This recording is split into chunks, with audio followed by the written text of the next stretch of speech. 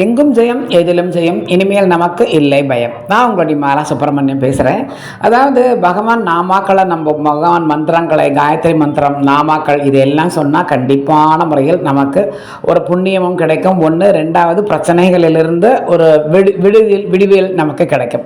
அந்த விடுவு எப்படி வரும் அப்படின்னா, நம்மளுடைய நாமாக்களுக்கும் அந்த மந்திரங்களுக்கும் இருக்கிற பக்தியும் சக்தியும் நம்ம பண்ணி கொடுக்கறதுனால அதில் இருந்து அந்த பவர்லேருந்து தான் நமக்கு நம்மளுடைய பிரச்சனைகள்லேருந்து ஒரு விடிவு கிடைக்கிறது. எனக்கு ஒரு விடிவு காலமே வராதா அப்படின்னு சொல்லுவாங்களே ஜென்ரலாக, அந்த ஒரு விடியல் நமக்கு கண்டிப்பான முறையில் கிடைக்கும்.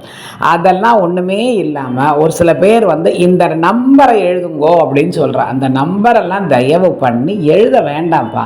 அந்த நம்பரெல்லாம் எழுதியாச்சுன்னா புண்ணியம் கண்டிப்பான முறையில் கிடைக்கவே கிடைக்காது. அதுக்கு பதிலாக நீங்கள் ஸ்ரீராம ஜெயம் எழுதுங்கோ, மகாபரியவா சரணம்னு எழுதுங்கோ, மகாகாளிய சரணம்னு எழுதுங்கோ. இல்லை உங்களுக்கு பாண்டிசாமியோ இல்லை முனீஸ்வரன், என்ன உங்களுக்கு குலதெய்வம், ஸ்ரீராமா சீதாராமா, உங்களுக்கு என்ன பிடிக்குமோ, உங்களோட இஷ்ட தெய்வம் என்ன, துர்க்கை அம்மன் என்ன உண்டோ அதை நீங்கள் எழுதுங்கோ. அதை எழுதினா புண்ணியம் உண்டு. கண்டிப்பான முறையில் பிரச்சனைகளுக்கு ஒரு தீர்வு கிடைக்கும். நமக்கு உடம்பில் ஒரு சக்தியும் ஒரு பலமும் கிடைக்கும்.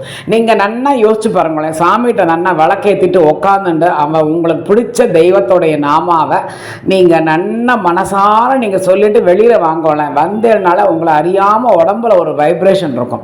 சும்மா 7, 8, 10, 12 என்னத்தையோ ஒரு நம்பர் சொல்லிட்டு நீங்கள் வெளியில் வாங்க, எழுதிட்டு வெளியில் வாங்க. கண்டிப்பான முறையில் ஒரு ஃபீல், ஒரு நல்ல வைப்ரேஷன் கண்டிப்பாக நமக்கு கிடைக்கவே கிடைக்காது. ஸோ இந்த நம்பரை இந்த பிரியாணி இலையில் எழுதுங்கோ, இந்த நம்பரை பேப்பரில் எழுதி சாமிகிட்ட வைங்கோ.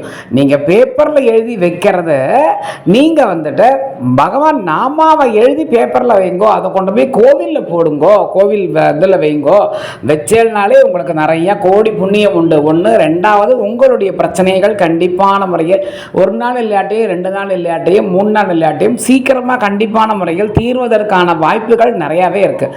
அதை விட்டுட்டு நீங்கள் இந்த பேரை எழுதுங்கோ, இந்த நம்பரை எழுதுங்கோ, இந்த நம்பரை இந்த இலையில எழுதி வைங்கோ.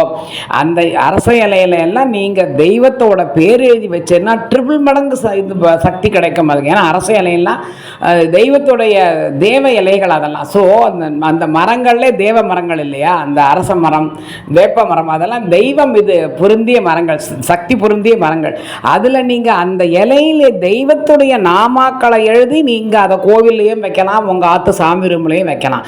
அந்த மாதிரி பண்ணினீங்கன்னா கண்டிப்பான முறையில் நல்லது நடக்குமே தவிர, அதை விட்டுட்டு நீங்கள் நம்பர் எழுதி தேவையில்லாமல் டைம் வேஸ்ட் பண்ணிக்கிறேன். உங்களுக்கு பாவம் வரும்னு நான் சொல்லலை, அது தெரியாமல் நீங்கள் பண்ணினா ஒரு குத்தமும் இல்லை. டயத்தை வேஸ்ட் பண்ணாதீங்க. தெய்வ நாமாவை ஜெபிங்க.